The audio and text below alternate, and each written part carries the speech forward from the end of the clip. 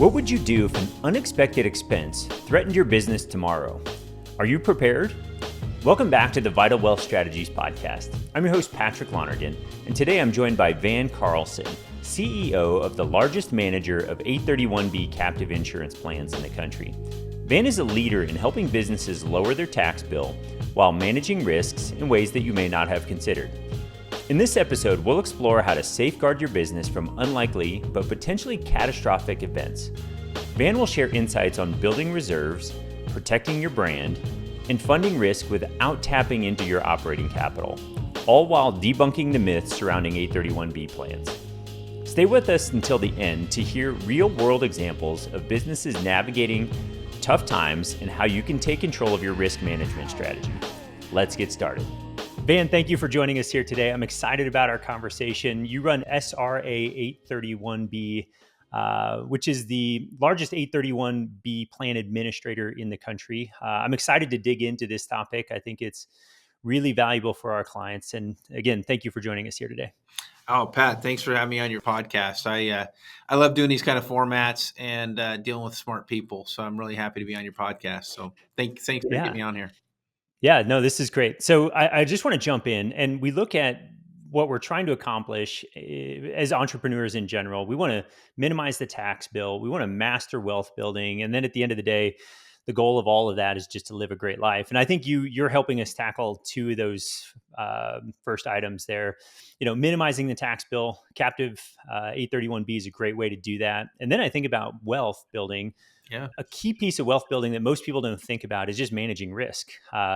Who cares how much I build if there's a downside and it all goes away? And I think the work you guys do is tremendous for helping protect the businesses that our clients and listeners are building. So thanks for joining us here today. If you can tell us just a little bit about your background and what SRA 831B does, that'd be great. Well, you know, my professional life is risk management. So that's an exciting part of business, right? And I do consider myself an entrepreneur, honestly, but it's a little bit of an oxymoron when you talk about risk management because, you know, entrepreneurs, business owners, I mean, it's not the sexiest part of their business, right? Because to your point, you got to look at the downsides, right? The risk management is thinking of the worst and hoping for the best.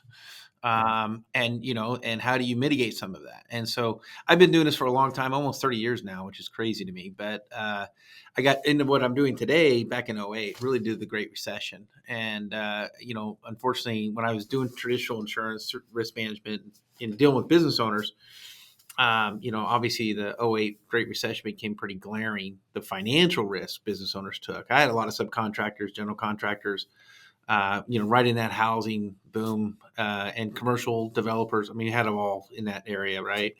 And it's unfortunate, but you know, all he knew was one tool, really. That was accelerated depreciation through the 172 tax code. And every year they were just betting every year was going to be better than the previous year because they took the deduction, but they just leveraged out on debt. And business is hard enough. I think you've said that, you know, you say that quite often. And it's true. I mean, to take an idea, run with it, turn it into a profitable entity, it's not easy to do. I mean, they're more likely you're going to fail. I mean, you know, a lot of business owners have failed. And so, you know, that's really when you're like, well, how do you mitigate something once you make it, once you get to the other side of it, once you are a profitable company, and then how do you maximize those things? And I think what you guys do and what needs to be brought to the business owner, especially the small to middle market business owners we're targeting, you know, all these tools we talk about as big companies use them all the time. It's unfortunate, you know, when, you know, are some of our clients CPAs or most of my clients have outgrown their CPAs, quite honestly, but they're loyal people and they want to keep the CPAs they got and all those things. So sometimes there's challenges out there, but what we're doing now is it's a way to manage risk. And it's simple, Pat. It's utilizing, you know, it's called risk financing. So risk financing, I pay premium, get a policy, my building's covered for fire. My business is covered under work comp. Employee gets injured on the job. All those types of things are normal.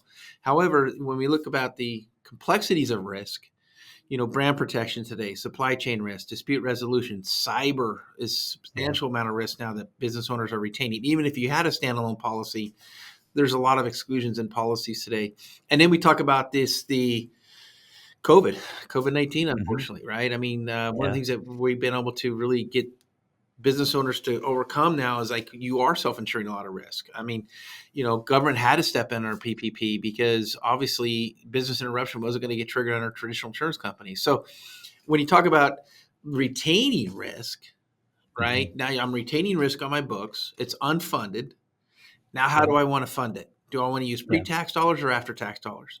If you want to use Yep. pre-tax dollars, you're going to use our administration under 831B tax code, which we'll dive into what that is. But just understand it's a way to create a pre-tax bucket of money to deal with issues you're self-insuring risk for. If you Yep. don't do anything, you're just using after-tax money, which means you're using operating capital now. Which Yeah. now you're going into budgets, you're going into operating capital that you now are expending on that you weren't planning for, and you're really putting the business at risk at that point in time. Nobody wants to use operating capital for unexpected expenses. Yeah. And that's really how we can fix that with business owners.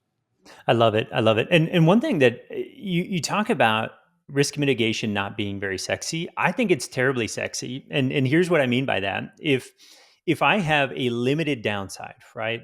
And uh, that can be really hard to do.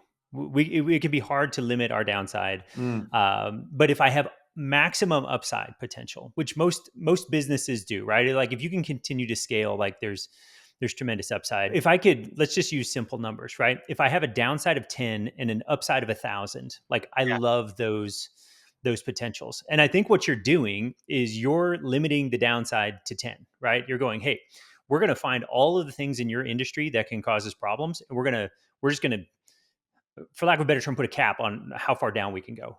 We're going to just insure those pieces. So now, if it's okay, can we dig into, geek out a little bit on 831B? yeah, I know there's 831A, there's yep, these different options out there in the code. And I think let's understand why it makes sense for an 831B for a small middle market company to absolutely, pursue. absolutely. No, so the 831B tax code, which is where you find it in the tax revenue code, the federal, it's no different than the 401k, right? Hmm. It's just where you find it in the tax revenue bill law. That being said, it was actually passed in 1986 under the 86 Tax Reform Act, which was, I was still in high school for everybody's, Pat, were you even Yeah. born in 86? I bet I you. was born in 80, I Oh, was okay. Well, 6 years old. yeah, So, there you go. Well, yeah, I'm sure you were paying attention to the Reform Act, right? yeah. But Right. it was a large Reform Act, probably the largest one in our lifetime, obviously. But aside of all that, it was really introduced to what's going on in the marketplace today, where there's a lot of stress under traditional insurances. Markets are leaving in states. Rates are going up. Exclusions are coming in. You're paying more coverage today. You're paying for more premium, but getting less coverage, which obviously falls to the business owner to retain a lot of risk on their books. And so that's when it was. What it was going on back then was crop insurance. Crop insurance, tort claims, liability. We have some tort reform going on in the state Hmm. levels, but back then liability lawsuits were flying through. I mean, it was a substantial amount of lawsuits going on. And it was really the first time we became more and more of a litigious society. And of course, that's stayed true to this day. If you've been in business long enough, you're going to get sued. Just fact of Hmm. life.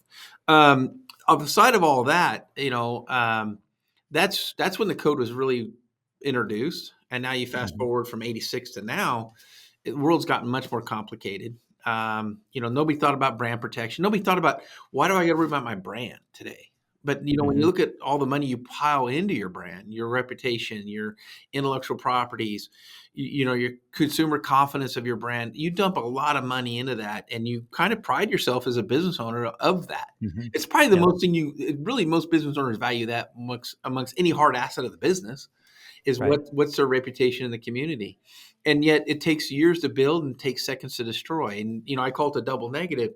If I have something going on where something happened to an employee, I can go on and believe me, I've been doing this long enough now, well, since '08, doing these plans that unfortunately we've had a lot of not great stories. Things Hmm.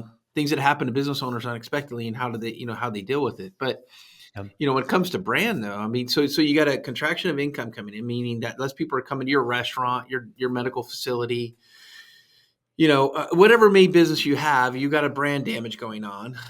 You got less income coming in, but your expenses are going up. That's a double negative. And you want to run down to the bank and Hmm. ask them for a larger line of credit in order to increase your, it's a double negative. So this is Yeah. when you build up these dollars on a tax deferred basis over many years. To your point, And this happens.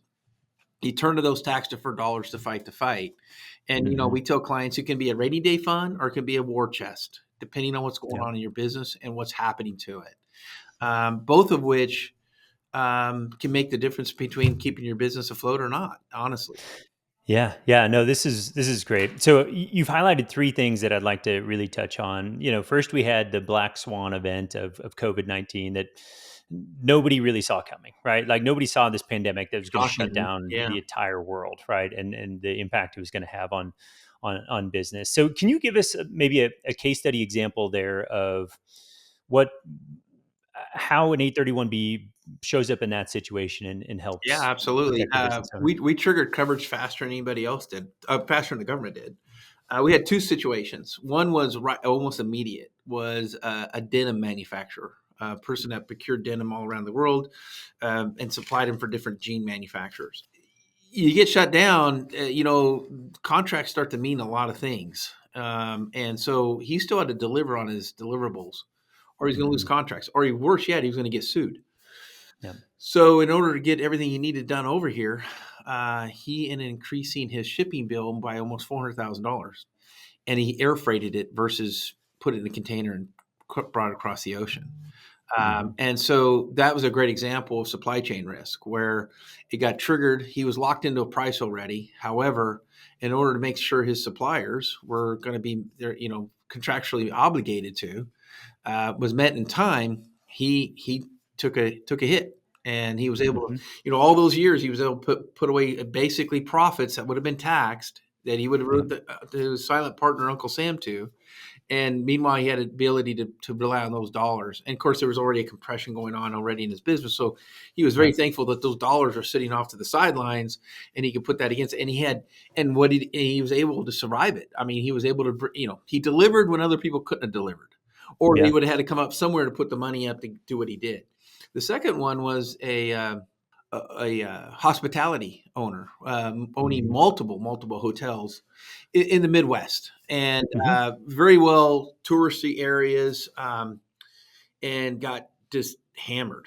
Mhm. Obviously, hotel any hospitalities just got that Yep. industry just got leveled. No different Yep. than restaurants, right? And he had substantial, large claims. He had some issues with some refunds. His processing company wasn't really friendly, so he got a lot of negative reviews.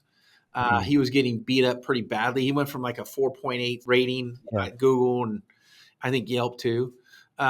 He had to go out and hire some white hats to, overcome those reviews. And Mhm. honestly, when people have a choice, that's some of the things they look at, right? Even though a lot of these refunds were out of his control, he was the one to be blamed. And so it was Mhm. those types of things that went on.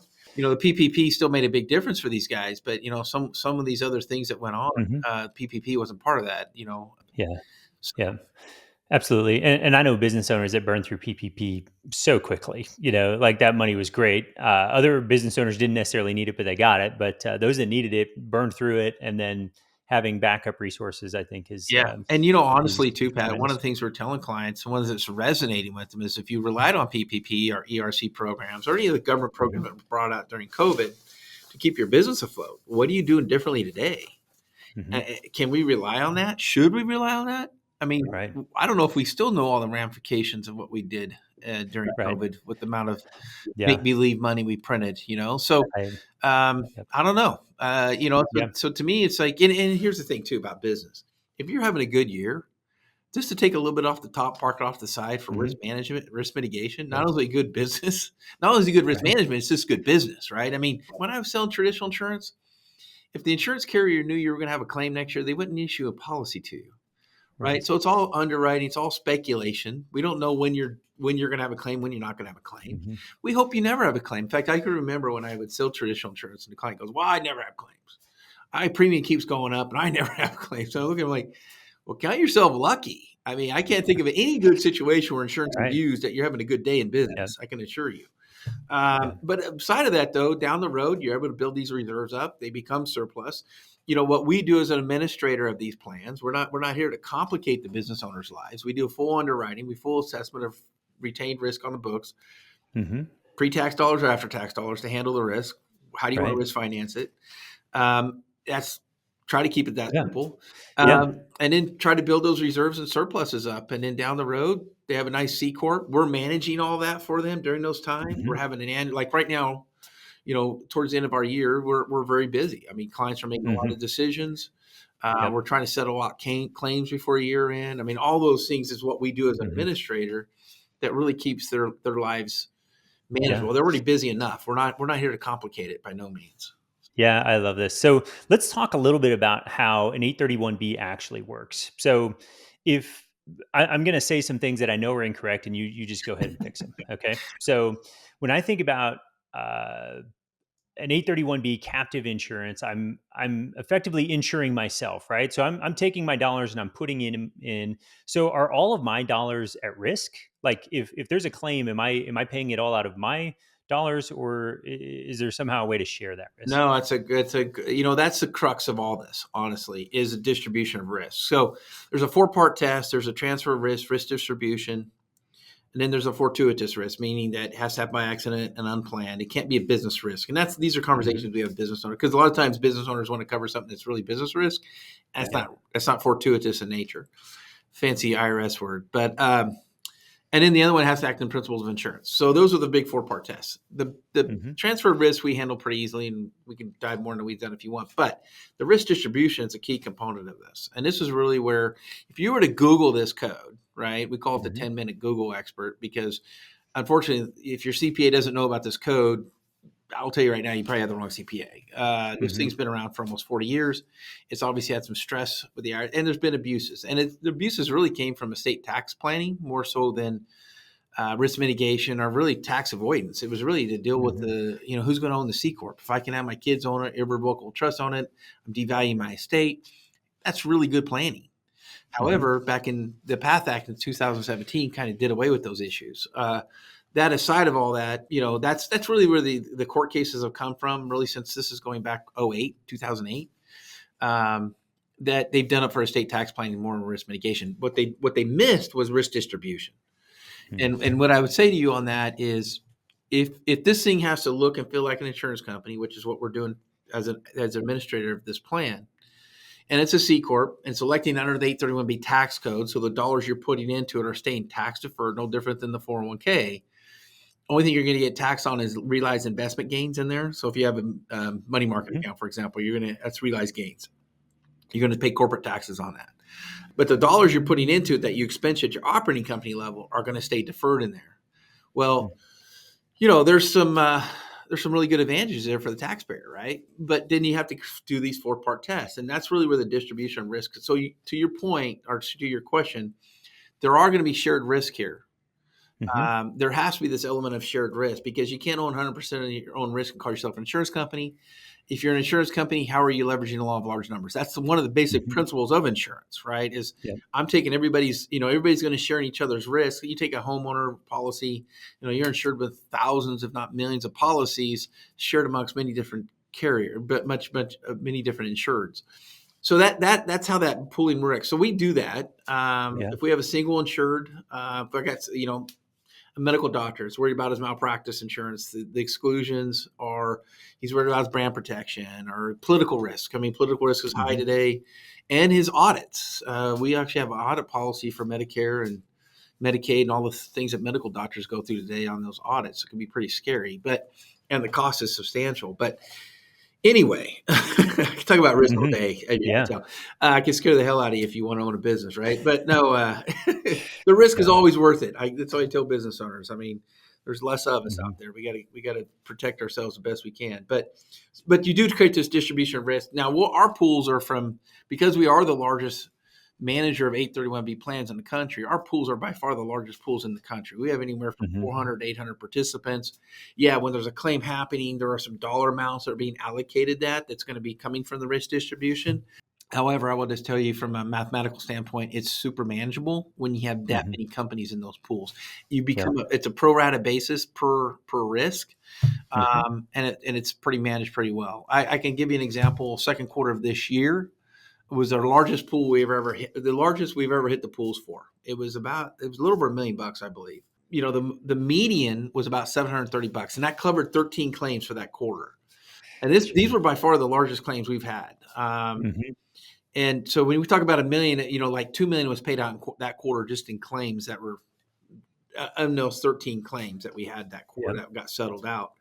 I think their largest participant was $16,000. Now, it was a gentleman that max funded these things. And I say that max funding, I should mention that starting in 25, you can put up to 2.85 million in weigh in these things every year. When they Mhm. first started back in 86, it was 1.2. The PATH Act, there was basically a what's the word, compromise. Mhm. I don't get to say that word enough, I guess. We don't do that anymore around here. Nobody compromises. Yeah, that's The right. compromising, though, is basically, hey, we're going to get rid of the lineal descendants, meaning the estate tax play on these things. So you can't, if you don't own the operating company, you can't own the 831B plan now. And then Mhm. the other one is we increased it from $1 million with a CPI rider. So they went from 2.2 back in 2017. Now with a CPI rider, we're at 2.85. So that's per year you can put in these things. Now that's the max. There's a Mhm. lot of rules to get into that too, where there's a Yep. methodology to premium. How do you price the premium? Actually, all that good stuff. But Yep. Yep. again, more rules, regulations, I should say. But the distribution of risk works. And now it's a calculated risk, because a lot of Mhm. business owners don't want to cover other people's claims. Sure. But there Yeah. is no risk-free adventure here, guys. Right, There right. is, Well, but you probably should question it. right, totally. And I think we have to acknowledge that if we're not pooling our claims, and you've said this, but I'm just going to like put a emphasis on it. We're 100% covering our claims. Like we're 100% responsible with after tax dollars to take care of the claims. Or Oh we can yeah, share those claims with other people. And on $1 million, I'll owe 731 or whatever number you just said there. It's a tiny percentage, and that's the benefit of the yeah. law of large numbers, right? Like again, I'm understanding what my risk is. I'm sort of limiting that downside, and I'm as a business owner, I'm trying to have unlimited upside. Where if I don't share in that risk, my downside potential is enormous, right? Like it could cost me my No, entire business. So, you bring up a great point. I tell business owners that. I say, listen, if somebody's using their policy today, you should feel good about the fact you're going to help that guy. Now you're mhm, getting the tax advantages and you're getting the policies and you're getting your own yeah, risk taken care of. But the reality is, you may never have your own claim, but you're going to yeah, have to pay a portion of somebody else's claim on a pro rata basis, which nobody know. Even if you max fund these things, they may own 2%. Most of our clients own mhm, less than 25 basis points of any one pool. It gets sure, back to yeah, those law of large numbers. yep, Anyway, you are helping those business owners stay afloat. So there's some value there, right? I mean, mhm, again, getting back to being business owners, what we do yep, is not easy. And yeah, again, if I can help somebody, I hope to God I never have to worry about my brand protection or my right, dispute, being sued, and I got to now pay a legal bill because my general yeah, liability policy is not covering me, and blah blah blah. And, yeah, I hope I never have those days, but yeah, yeah, at the same time, it's almost like, oh man, I don't. Okay, I'll pay that claim. I'll pay a yep, portion of that claim because you know what? yeah, I don't have that issue. God yeah. forbid if I did, right? So, Yep, yep. boy, So if it's okay, I want to do a little math exercise if that's okay. yeah, absolutely.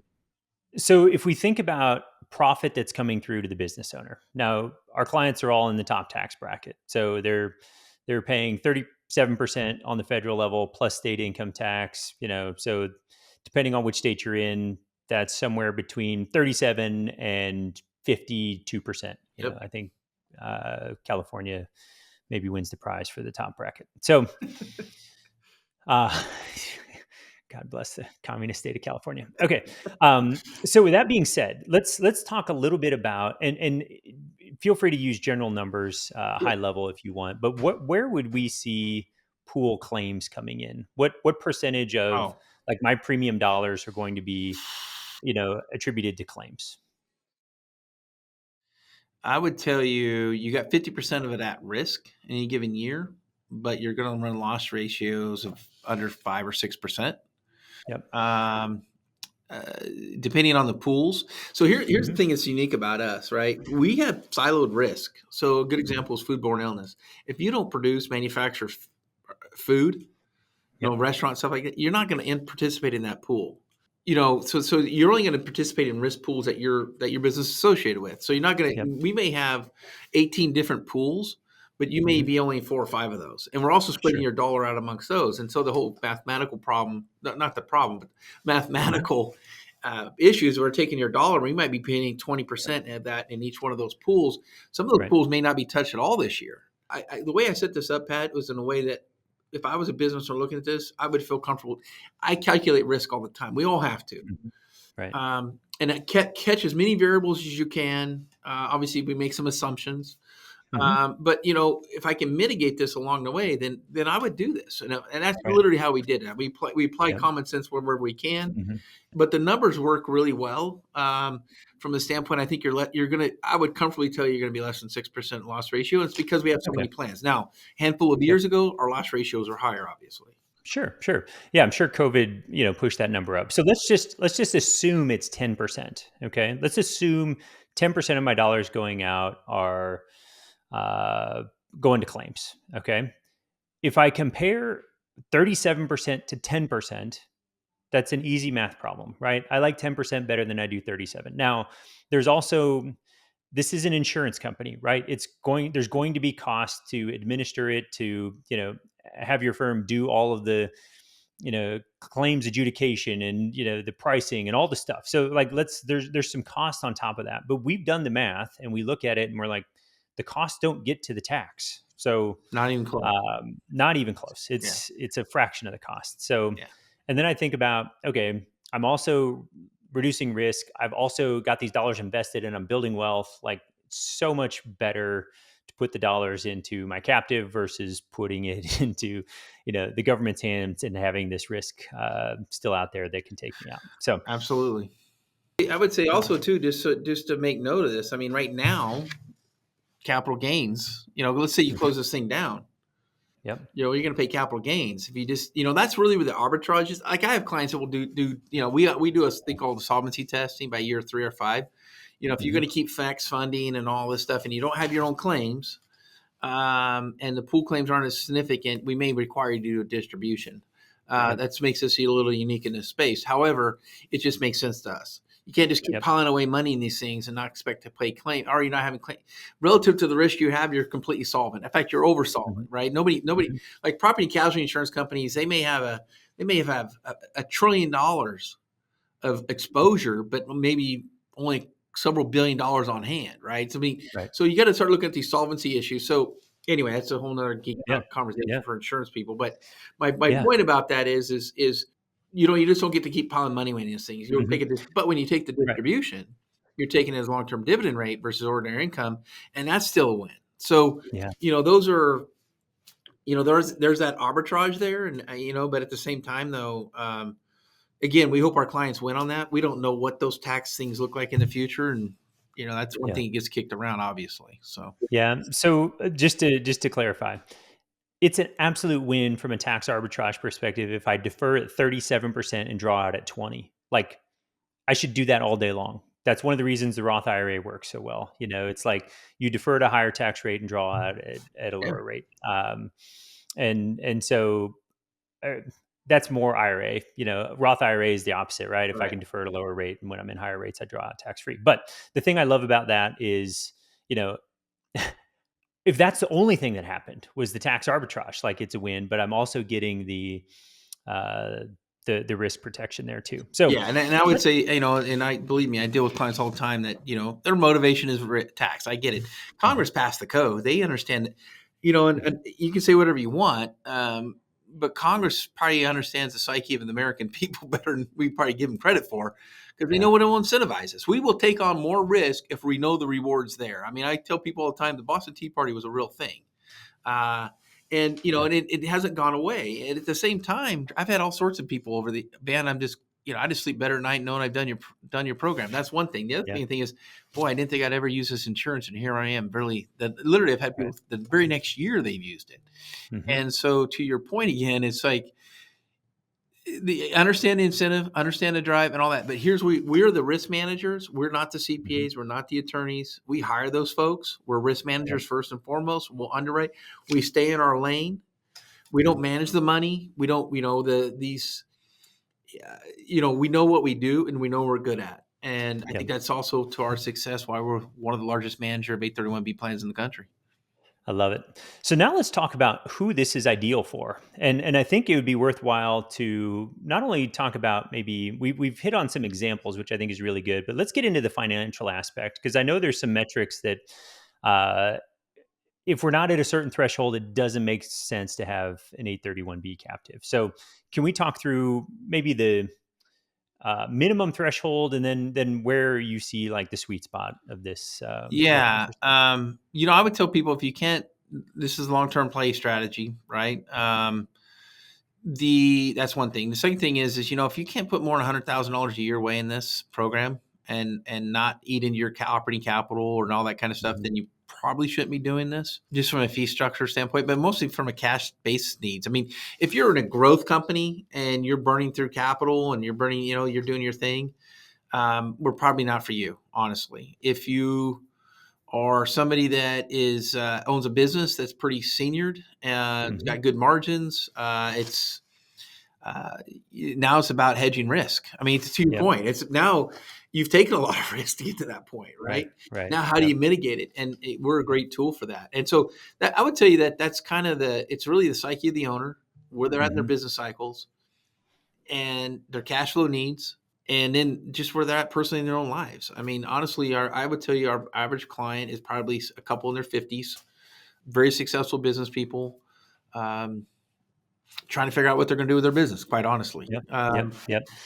And I love it. so this is just one way they can hedge on some of the extra cash down the road. And hey, well, I hope it's like an HSA, right? I hope I fund my HSA, but I hope to God I don't have to use my health insurance, right? Right. Yeah. Same thing, right? Down the road, I get to turn it into another investment vehicle for my retirement.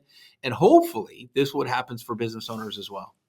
Mhm. I love it. So, one of the things that when we think about how we structure our planning for our clients, we have four real cornerstones, and the first one is cash flow. We Mhm. stop and we understand their cash flow and liquidity, and then we forecast out the next 12 months and go, okay, if we put a captive in here, like if we put our tax strategy on the cash flow calendar, what happens to our liquidity? Can we maintain our minimum threshold of cash on hand? Because the number one reason businesses go out of business is they run out of cash. And the worst thing I can do as an advisor is to say, hey, John, business owner, we're going to do this cool strategy for you, and now you can't make payroll, right? Like that's terrible. So Yeah. we look at the cash flow calendar and we're like, okay, look, we can put the captive on here.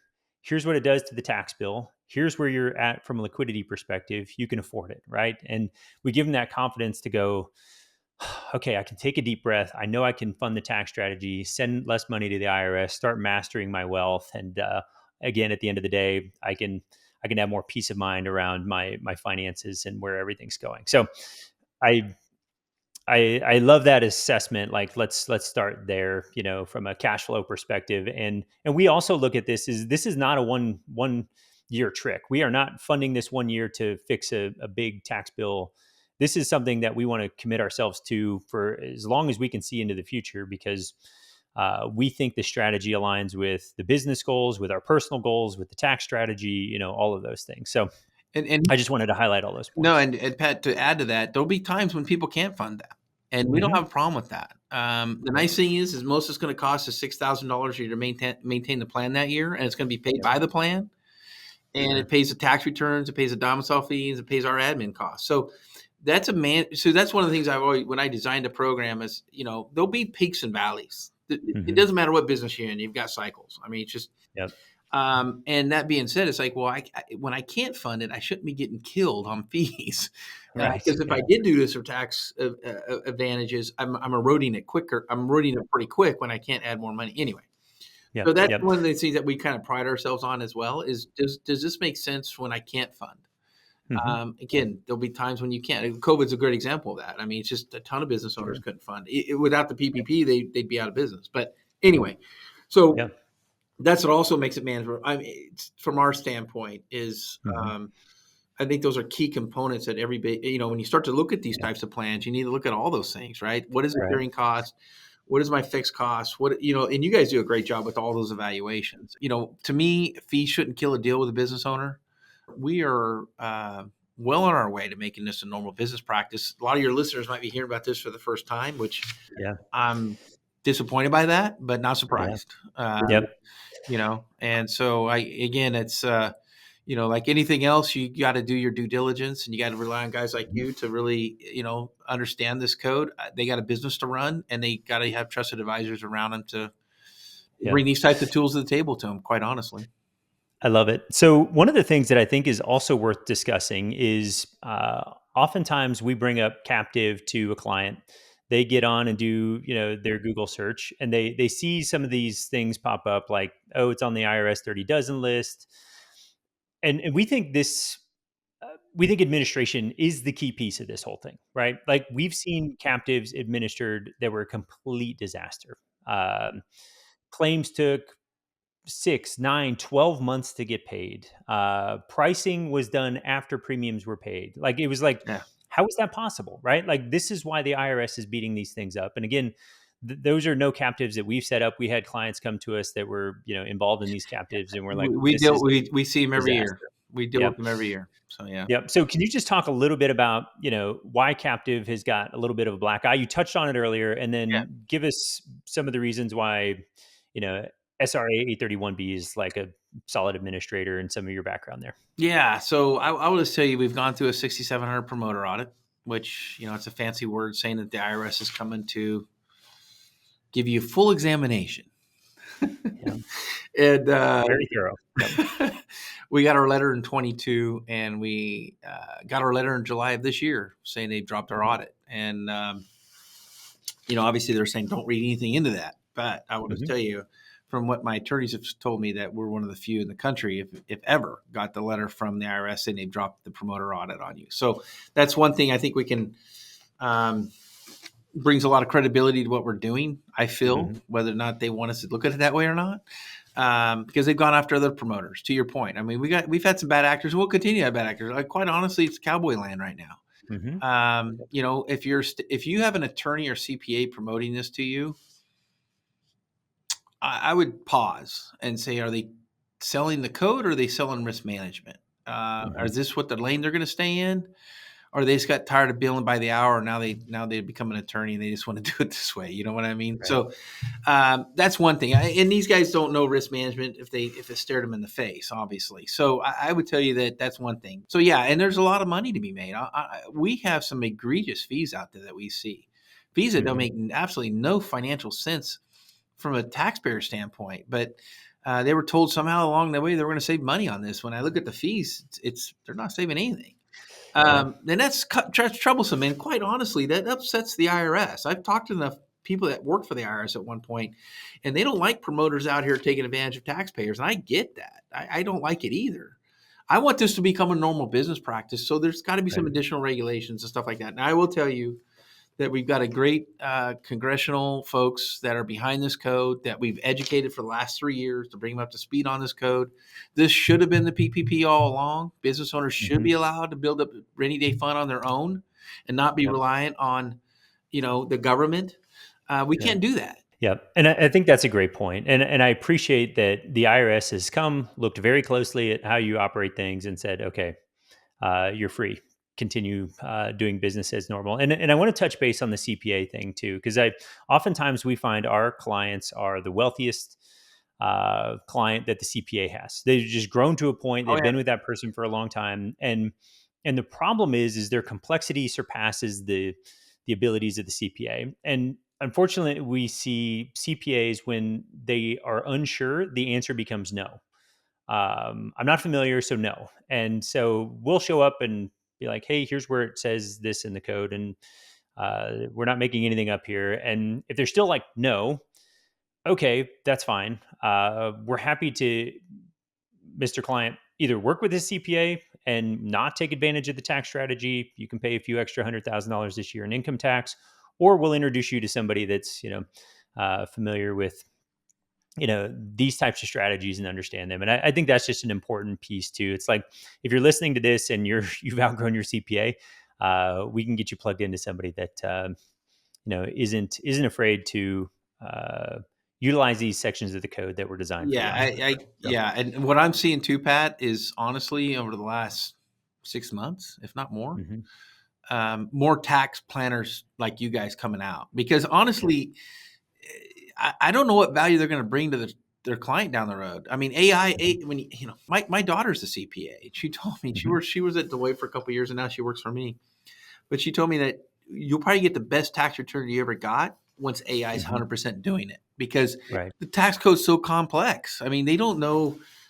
And by the way, if you're dealing with Mhm. somebody that's 20, 30 year career, who can blame them about keeping up with all the changes? Right. Uh, Yep. I don't want that job. No. God bless. I mean, Yep. anyway. But at Yeah. the same time, you do outgrow you do outgrow your CPA, especially if you're a successful Yep. enterprise. I mean, if it's a 1 man, 2 man show, Mhm. you grew up in a rural small part town, or when you want to support that person, I get all that. I Right. respect that. But the reality Yep. is he doesn't lose sleep when you're overpaying in taxes. Right. He'll lose sleep when you're not paying enough taxes. That's when he'll Right. lose sleep. 100%. Yeah. That's I don't know if you're aligned in your interests, unfortunately. And that's a really good point. We think about the CPA business model. Like the reality is, it's their job to get the right numbers in the right boxes. Yeah. It's not tax strategy. It is not. It is the compliance piece. And so their business model isn't designed to be plugged into you and everything you've got going on, and understanding in July where your net income is going to be, and forecasting through the end of the year with strategy and cash flow and all those pieces. Like it's not. So we think it works well to have somebody like us in the mix with the CPA. Like we're not trying to get rid of your CPA. We're not filing your tax return for you, but Yeah. 100%. You know um, what I call it? I call it being an advocate. Who's your mhm, advocate when it comes to your taxes? yep, And I attribute it to healthcare. Like, who's your advocate? Who is your true advocate when it comes to your own personal health? It's not your right, doctor. It's you. no, Right? right, It's yep, you. You got to be the yeah, one to make sure you eat right, exercise. The doctor can't do. He could tell you to, yep, and he'll see you once every 6 months if you're lucky. yep, Do your blood work. But beyond that, I mean, how involved is he really? I mean, yeah, honestly, right? Well, same yep, thing can be said for the tax account. So you're the advocate. You're the guy bringing the yep, ideas, the strategies. You're the, I'll call you the functional medicine guy for right, taxes, yeah. right? Yeah, I was going to use that same analogy. It's like I have a concierge doctor that I do Yeah. quarterly blood draws, and it is proactive, and he's giving me feedback, right? Where the traditional primary care doctor is a sick care doctor. I only go there when I'm sick, right? And it's same thing with my CPA. I'm only going there after the fact. Like there's nothing I can do Yeah. about it. The He's going to go, injury okay, occurred. What'd you do right, to prevent the injury? right, yep. We're going to just look back, see what happened last year, get the right numbers in the right I call boxes. it the So wound and the dead, right? They count the wound and yeah, the dead. The battle's been fought. That's what I'm dealing with right now. I hear these clients say, "Well, I'm doing tax planning with my tax planning is not calling up and telling you what you owe in taxes. That's not a tax plan. yes. If the tax plan's starting in December, there's a problem, right? It's whole, yeah. But you know what? God bless business owners. They get Yep, busy, and this is what they're used to, right? And yep, one less thing they have to absolutely. change. So Yeah. So this is great. So I think if I'm going to summarize the plan for what it looks like to start with a captive, in my mind, I go, okay, let's assess our free cash flow. Let's start there and see what dollars we've got available after our liquidity is protected to put into tax strategy. Then I'm going to take a look at, okay, what risks do I have out there that can take me out, right? And I think that's where now it makes sense to get in touch with you, Van, and your team, and go, all right, let's we'll let's do a let's full start assessing assessment of those, that. Yeah, right? absolutely. And no cost, by the way, to the business owner. By the way. Yeah. So And then from there, it's like, okay, now I have to decide which of those risks I want to, pay the premiums on, which, I'm not that concerned about, how much of the tax bill I want to take a bite of. And then I have to make those fundings. And just to be You'll clear, what you'll like, get from yeah, us, Pat, just so you know, we'll mhm, give the client the ceiling of what they can contribute based on gross mhm, revenues and based on their risk yeah, assessment, and then we'll give them the ceiling. Anything below that ceiling, we're perfectly good with. So we're always going to sure. give them the top tier number. Any Yeah. below that number, we're good with. And so Yeah. there is that flexibility as well, and we got to be that flexible today in the Yeah. world of business. So Sure. And just to clarify, that top tier number is some of that's limited by what the IRS says we can put in. Another is just maybe some rules of thumb around, look, it only makes gross revenue. business sense to, right, fund a certain percentage of gross revenue into a captive. Anything above that, the IRS is going to look at and go, this isn't maybe passing the sniff test. And then the third piece is like, how are the actuaries pricing these risks? And I might be limited there just because there's not enough risk to What you're price. describing So, is everything's that's exactly yep. what would happen. So Great. All right. So this is fantastic. And then I think about this in, sort of two different potential outcomes. The first outcome, put a captive into my business structure, right? I've got the C corp that now is going to help me offset some risk. I'm paying less tax. I'm mastering the wealth piece. At the end of the day, I'm sleeping well because I know that I'm not sending huge checks to the IRS. Where if I don't do that, I'm exposed to more risk. I'm paying more tax. Like none of those things sound like And, they're and and any honestly, good. you can't expect the government to bail you out. I mean, even though you paid the big tax bill last year, right? I mean, it's not the way it works, right? Right. Yeah, So absolutely. And I think you hit on a really important thing, because I was not terribly excited about, PPP dollars. Now we own a number of businesses. My wife has a business. She's in the senior housing side. Like oh yeah. that industry got destroyed by Mhm. COVID, right? And it was so good to have PPP. But I also think about it from the context of like, it weeds out the weak ones, right? Like if you don't have your liquidity, you don't have your captive in place, like maybe those businesses shouldn't exist. And And you I, know what's again, crazy is to your what are we seeing now? We're seeing businesses in the local areas and some national companies going out that probably were not being managed to begin with, and PPP just strung them out a little bit longer. yeah, That's what right. I see. I've been shocked by some of the announcements in this last six couple months about Hmm. filing bankruptcy. And you're like, you're going away. It's like, Yeah, yeah. Big Lots is a good example. I don't know if you're familiar with Big Lots, but Hmm. it's like almost 400 stores closed, and that was a Yeah, low budget type furniture type store, which you thought they'd done yeah, okay, but now they're out of. I just find it interesting. It's like yeah, did we delay all that through these government programs? To your point. yeah, To your yeah, point. yeah. Absolutely. PPP is one. We've got Oh yeah. employee retention tax credits, which was kind of interesting. And I'm thinking there's going to be some audit that comes back around there, and Right. people are going to have some issues. And some of these pop up We're firms that we're were, seeing it. We're seeing it. yep, So yeah. yeah. So I think that's something to be wary of. If you took ERC money, is like, pay attention to that. There wasn't an application process. Just because you got it doesn't mean you won't get audited and have to pay it back. No. And then even some of the EIDL loans, like that was super cheap money and people took it. And again, those dollars could be propping businesses up. And, again, I don't Well, know how it healthy almost that is. to your point, it's like renting or versus owning. How well are you Mhm. treating your company when you get this much free money? Yep. Are you really Yep. managing it well? I don't know.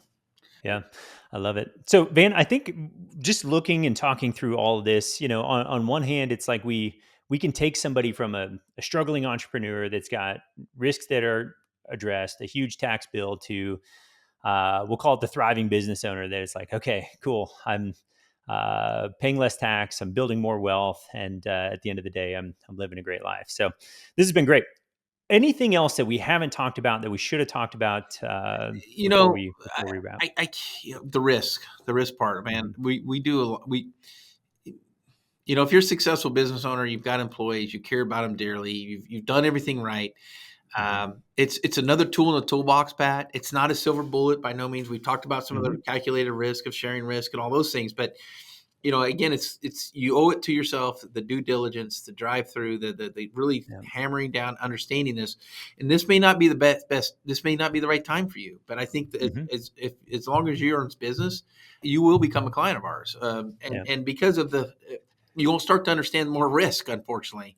Because as once you get to the other Mhm. side of this thing, to keep spending more money to grow sometimes doesn't make sense. Mhm. So meanwhile, I still got to maximize the profits of my company, and we do that for you, and we hedge the downside. To your point earlier about the downside of just business in general. And so Mhm. to me, it's just And here's the other thing I would say to you: it's the more unique business you have, probably the more exclusions and less coverages you think you have on your policy, because the insurance company takes a one policy, one glove fits all type of mentality.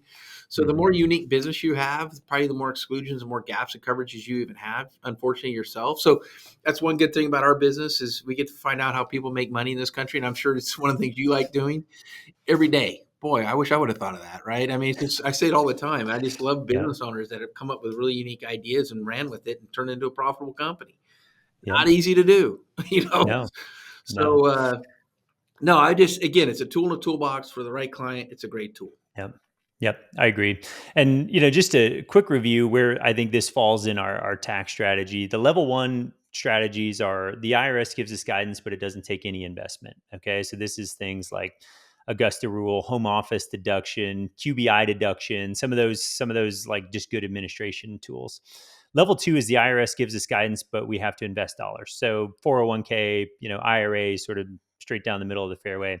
Level 3 is the IRS isn't giving us any guidance, but we're combining sections of the code to create efficiencies. And this is where we think 831B falls, captive insurance. It's one of those things that needs to be administered well, right? Like this isn't something you can go set up on your own. You got to be working with somebody that understands it, does it well, and then it's got tremendous benefits over the long term. I think if I'm looking at the only downsides, right, is these have been abused in the past, so the IRS is going to just take a look and make sure that it's being done well, and having SRA 31 involved makes a huge difference. And then there's also the aspect of it costs a little more money to administer these types of plans, but again, compared to the tax we're paying and the risk we're taking off the table, worthwhile. So no, 100%. And I hope with time we'll be at that second tier. And I don't think it's not years. It's a couple years where we'll be at the second tier. Absolutely. I'm 100% convinced of what I'm seeing right now. And really it's because of what's going on in traditional insurance right now. It's just, it's making it very, very difficult for business owners to manage their risk overall, plus just their traditional insurance, unfortunately. So this has been great. Van, thank you so much for all of your insight into 831B captives and how they can be such a useful tool for the entrepreneur. I appreciate it. Yeah, thank you. Appreciate your time. Thank you so much for tuning in to this episode of the Vital Wealth Strategies podcast. I hope you found today's conversation with Van Carlson insightful. This fits nicely into our mission here on the Vital Wealth Strategies podcast to help you minimize your taxes, master wealth through utilizing 831B captives to not only grow but protect what you've built. We do all this planning so that at the end of the day, you can live an optimized life. If you enjoyed this episode, please share it with someone who could benefit from learning about 831B plans, risk management, and building long-term business resilience. It's one of the best ways to help others and grow our community of vital entrepreneurs. And remember, you're vital because you're the backbone of our economy, creating opportunities for your employees and driving growth. You're vital to your family, fostering abundance and security in all aspects of life. And you're vital to me because you're committed to building wealth, making an impact, and living a truly great life. Thank you for being a part of our growing community of entrepreneurs, and I'm looking forward to meeting you back here next time on the Vital Wealth Strategies podcast.